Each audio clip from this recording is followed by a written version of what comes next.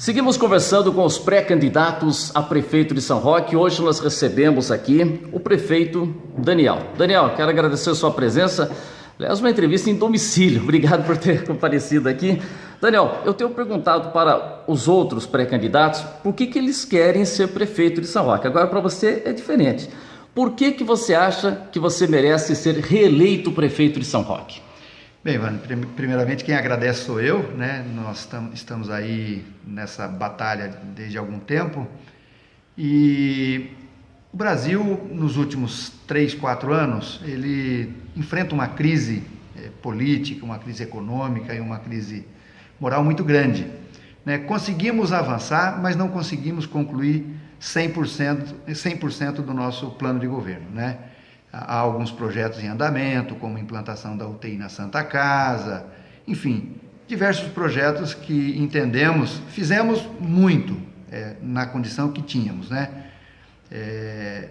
Temos que considerar que repasses de governo federal, de governo estadual diminuíram muito, mas temos que olhar também um lado muito positivo de muitos empreendimentos novos, muitas coisas que esse governo facilitou que isso acontecesse, que o resultado vem no médio prazo, ou seja, em grandes empreendimentos que nós colocamos aí à disposição da nossa população, eles geram uma despesa no imediato e um retorno depois de 2 anos. Então, nesse sentido, eu entendo que a população deve considerar para que a gente consiga finalizar um projeto político que se iniciou em 2013.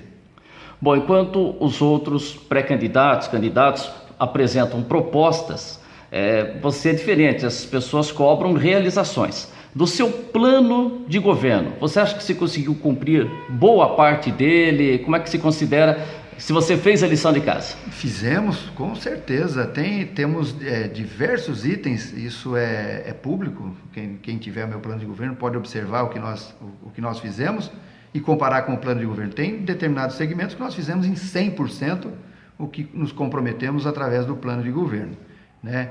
Alguns itens ainda estão acontecendo, o caso da UTI, que era um dos pilares da minha campanha, né? Mas assim, basicamente, os 3 pilares fundamentais da nossa proposta política era moradia popular, que já está acontecendo, desenvolvimento econômico e qualificação da mão de obra local para que aproveitasse as melhores oportunidades, né? Na questão do esporte também, que deixava muito a desejar. Hoje nossa cidade, só na rede pública nós temos quase 1.500 alunos nas escolinhas de esporte em geral, muito mais no futebol, mas nós temos no karatê, nós temos na capoeira, grupos de dança, enfim. Qualificação profissional, né, para justamente atender esse mercado, esse novo mercado de trabalho, mas não era simplesmente com o objetivo de trazer mais emprego, e sim o melhor emprego, né? Colocar a população bem qualificada para que ela se aproveitasse dessa situação. Na educação, nós nos comprometemos em melhorar o IDEB, e isso de fato aconteceu, né? O IDEB, que é medido de 2 em 2 anos, um ano par e um ano ímpar, no caso foi 2013 e 2014, 2012, aliás, e 2013. Em 2012 nós tínhamos tido uma situação desfavorável. Em 2013 o resultado foi muito favorável do 5º ao 9º ano, o que fez com que nós melhorássemos o IDEB do 5º ao 9º, né? Para esse ano, a expectativa nossa também é muito boa. Então, quando você analisa que o recurso foi menos e que o resultado dentro da sala de aula foi maior, é motivo para se comemorar, né? Então, analisando de um modo geral, o nosso plano de governo tem, assim, praticamente, se não 100%, 90% do que nos comprometemos. Agora, a oposição costuma dizer que você não começou e concluiu uma obra, que você inaugurou obras que já tinham começado. E às vezes houve até isso na Câmara, que os vereadores da oposição pedem para os vereadores da situação que falem de obras que começaram e terminaram do seu governo. Como é que você acompanha essa crítica? Eles deveriam falar isso como elogio. Eu sou cidadão acima de tudo e vivo nessa cidade há 40 anos. Não dá para se admitir um governo entrar e não concluir a obra começada pelo governo anterior.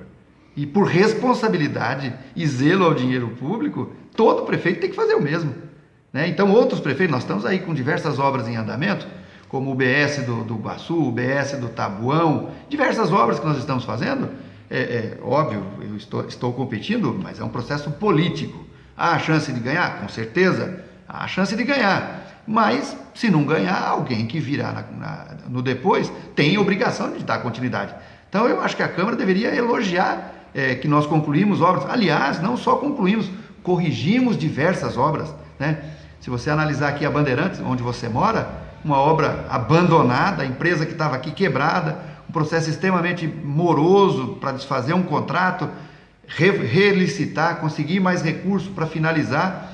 Você pegar as casas do Lago dos Patos, no Goianã, recurso de 6 milhões, foi embora, não concluíram a obra, era uma obra pactuada com o governo federal, tivemos que desfazer toda essa pactuação, fazer um acordo, um convênio com o governo do estado de São Paulo, fazer uma grande contrapartida com dinheiro municipal, refazer um projeto que era de péssima qualidade. Hoje estamos entregando as casas do Lago dos Patos com alta qualidade, uma casa digna para as pessoas morarem. Então, assim, eles deveriam estar elogiando e não criticando. Imagina se eu tivesse abandonado todas as obras iniciadas. Vamos falar mais uma obra grande, de tamanha importância, que você no dia a dia acaba utilizando e não percebe. A conclusão da obra da Avenida Zito Garcia. Nós concluímos quase 90% de uma obra que havia começado há anos atrás e vinha se empurrando com a barriga. Concluí ela em menos de um ano, né? Então, assim, é motivo para elogio, não para crítica. E agora o funcionalismo público. Você enfrentou uma greve dos funcionários municipais. Você acha que o funcionalismo, em razão desse desgaste que acontece numa greve, pode prejudicar você na eleição, você não contar com o voto da maioria dos funcionários? Pode. Toda perda eleitoral com certeza pode prejudicar, mas nós temos que ter a responsabilidade sobre o que nós estamos fazendo, né? A questão não é querer ou não querer, é poder ou não poder. E a nossa função é justamente essa, é estar olhando para o recurso financeiro e olhando para a despesa. Esse é o grande segredo, né? Então, um ano político. Será que eu não queria dar um aumento até acima do que foi o da inflação? Por se eu fiz isso em 2013, fiz em 2014, fiz em 2015, por que não faria em 2016? Então, eu tenho certeza absoluta que os funcionários vão pesar tudo isso, né? E vão ver a forma respeitosa, a forma carinhosa que eu trato todos eles, além de cuidar muito bem da questão da gestão da nossa cidade. Se tem menos dinheiro, portanto, temos que economizar, temos que enxugar, né?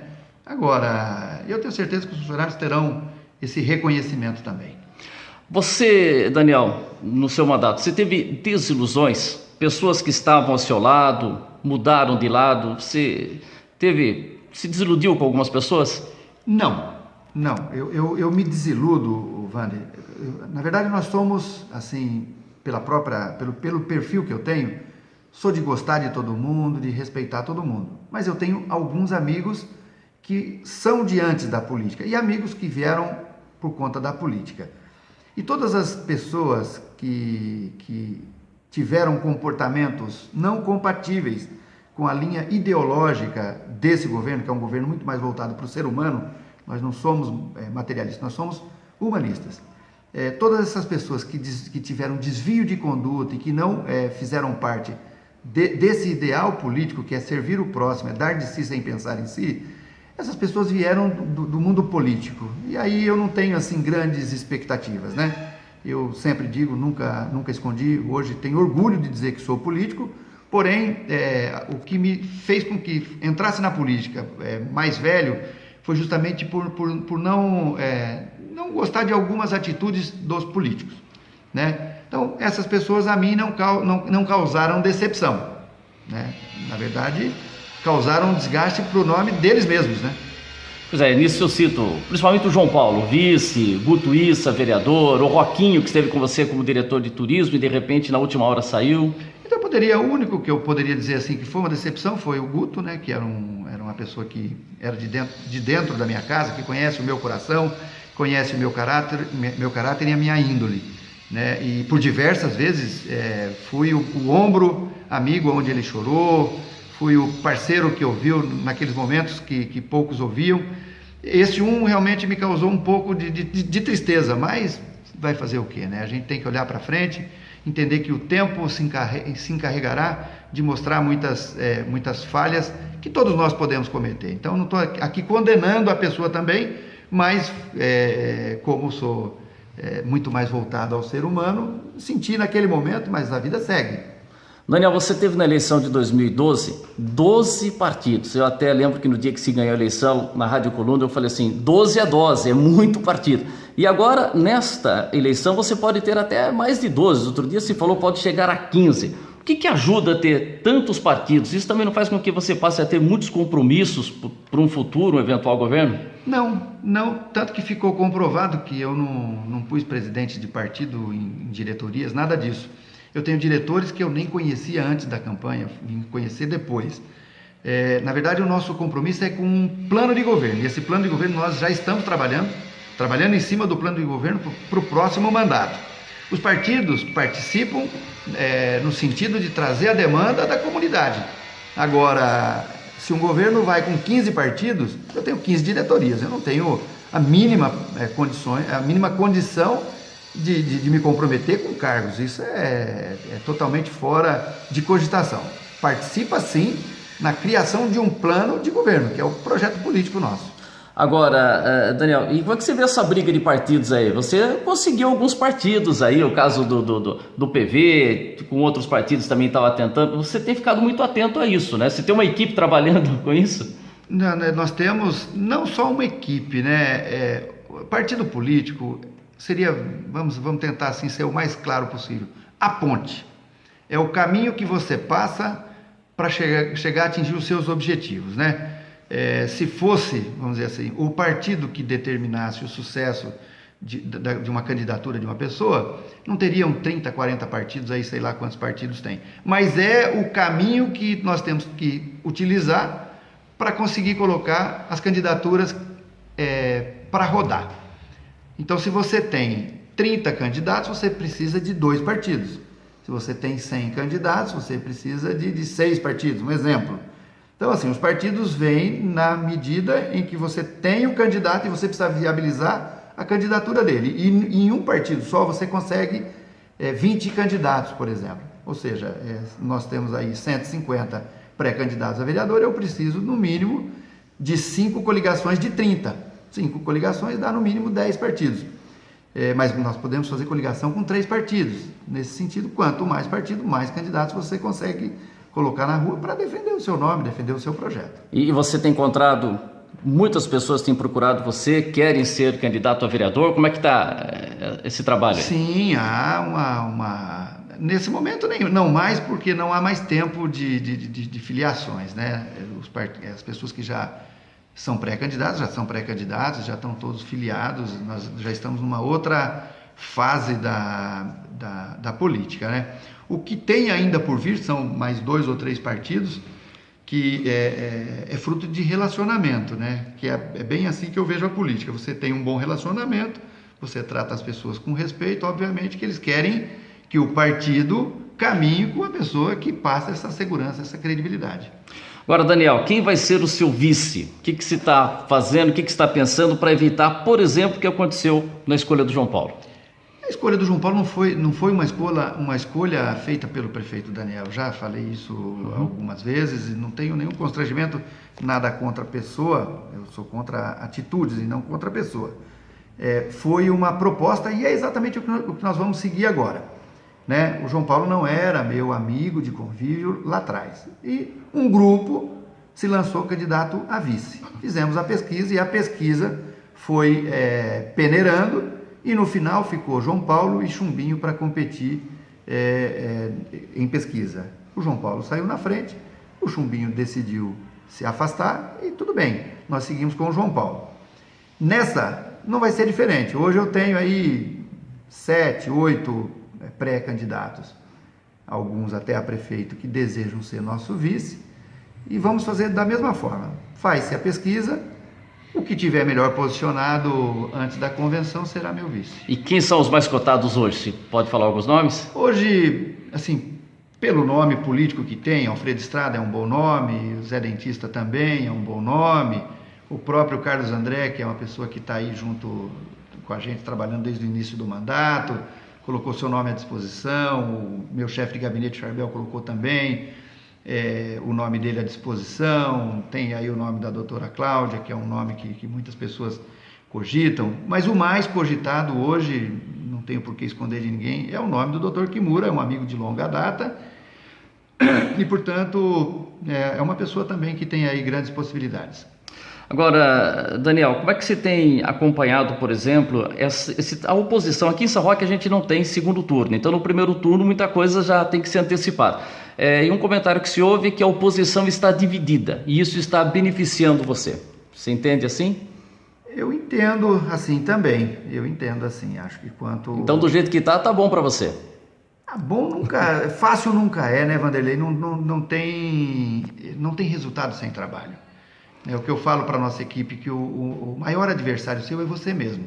Então, se você tem um bom trabalho, vamos dizer assim, a situação econômica do país não está boa, mas a população vendo que nós estamos nos doando, nós estamos fazendo o máximo dentro da realidade que nós temos na mão, ela vai reconhecer. Então, o maior adversário é você mesmo. Então, se você tem a sua casa arrumada, obviamente que venha 2, que venha 3, que venha 5, que venha quantos vierem, né? Ninguém perde de fora para dentro.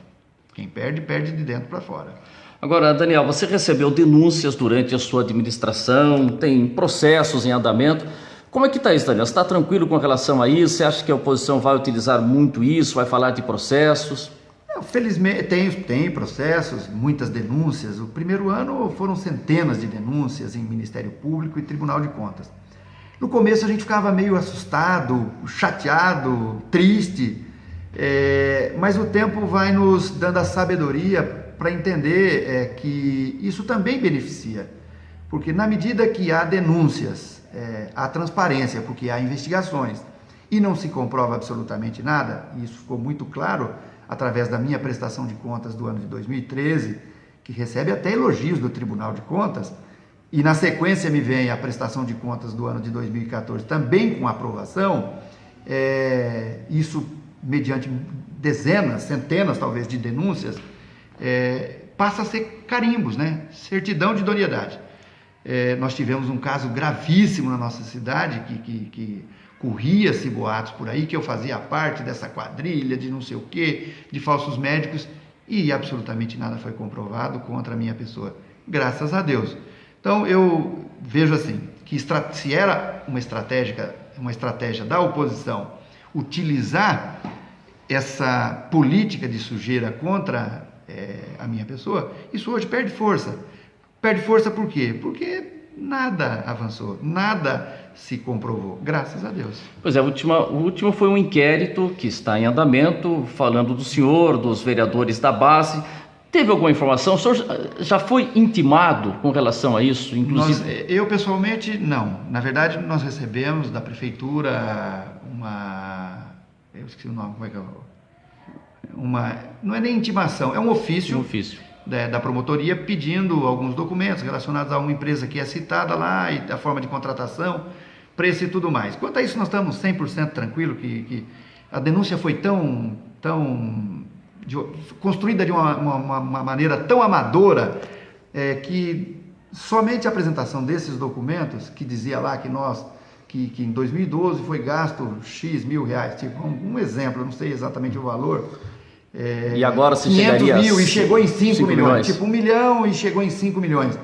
Isso é uma ata de registro de preços que pode ser assim facilmente ser comprovada. Não foi feito nada daquilo lá. Uma ata de registro, você põe um valor estimado, você pode gastar até, mas esse valor que eles colocaram, que nós gastamos 5 milhões, mentira, foi 1 milhão, perto de 1 milhão, um pouquinho mais de 1 milhão, que é um número muito próximo ao número que eles faziam também lá atrás.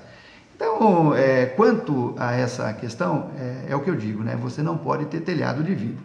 Então, pode ir o inquérito sem nenhum problema. Acho que nós que estamos na vida pública não podemos barrar esse tipo de trabalho, porque são esferas com outras competências, são poderes com outras competências que tem que ter a sua atividade também respeitada, né? É óbvio que Falhas podem acontecer, sem dúvida nenhuma. Falhas podem acontecer, assim como pode acontecer na nossa casa.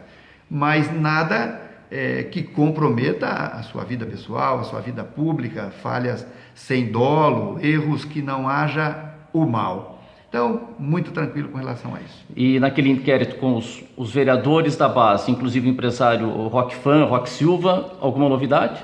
Nenhuma novidade. Eu acho isso aí, cada um está cuidando do que é relacionado à sua pessoa, e eu deixei muito claro a todas as pessoas que foram citadas lá, eu vou cuidar da minha vida, vou fazer exatamente o que a justiça me pedir que faça, com muita tranquilidade e transparência. Agora, a aprovação das contas que você tem pelo Tribunal de Contas, esse é o seu grande trunfo, é o seu grande troféu nessa campanha? Não acho que é isso que é o meu grande trunfo, não. Acho que isso aí é obrigação. Eu falo isso daí mais como um desabafo, porque a nossa oposição não saiu do palanque desde outubro de 2012 e de uma forma muito maldosa, sempre levando conversinhas para a rua, de formação de quadrilha, de dezenas e centenas de boatos infundados que não derem absolutamente nada. Então, quando eu falo da minha prestação de contas, eu falo no sentido de que se há uma instituição que se compare ao Tribunal de Contas, é uma ou duas, em termos de qualidade da prestação do serviço, né? O Tribunal de Contas ele tem tecnologia para averiguar tudo relacionado à vida do homem público. Então, eu quando falo, eu tenho convicção de que isso é minha obrigação de fazer corretamente, né? Não é fazer tudo certinho, errado, é fazer tudo certo, corretamente. Isso o Tribunal de Contas deu um carimbo, me deu um passaporte validando, né? Então, quando eu falo justamente por isso, não que eu acho que isso será o meu grande trunfo na campanha. Agora vamos falar alguns pontos aqui para a gente fechar. Contratos emergenciais com empresa de lixo. Esse é um assunto que está se arrastando em São Roque há vários anos e você está fechando sua administração. A gente teve início aí de uma PPP, o Tribunal de Contas acabou pedindo documentos. O que acontece que é difícil acertar essa situação do lixo? Na verdade, o que há há um grande interesse, né? É um contrato de um valor muito grande, né? E isso, a própria concorrência cria obstáculos e a justiça é extremamente morosa. De qualquer forma, o que eu vejo assim como grande defesa nesse sentido de estar sendo trabalhado uma emergencial é que eu já tenho pareceres jurídicos que dizem que o preço é preço de mercado. O que há aqui em São Roque hoje, em termos de aumento do valor pago, é justamente porque a nossa cidade abriu as porteiras. Isso aqui não é mais um fazendão. Se você for no Roteiro do Vinho e fizer uma entrevista individual ali com cada estabelecimento que dobrou a quantidade de estabelecimento, tem estabelecimento que simplesmente triplicou o seu faturamento, triplicou o seu movimento. E isso gera uma demanda na coleta muito maior do que o que era no passado. Porém, o preço praticado, seja de forma emergencial, com licitude também, aqui não tem nada que seja ilícito, o preço é o preço de mercado. E a qualidade do serviço prestado, eu não tenho dúvida de que é melhor do que o passado. Intervenção na Santa Casa. Como é que você analisa essa medida? Você entende que era isso mesmo que precisava ser tomado? É um assunto também muito complicado, a Santa Casa. É um assunto complicado, mas que, graças a Deus, nós estamos chegando num final feliz.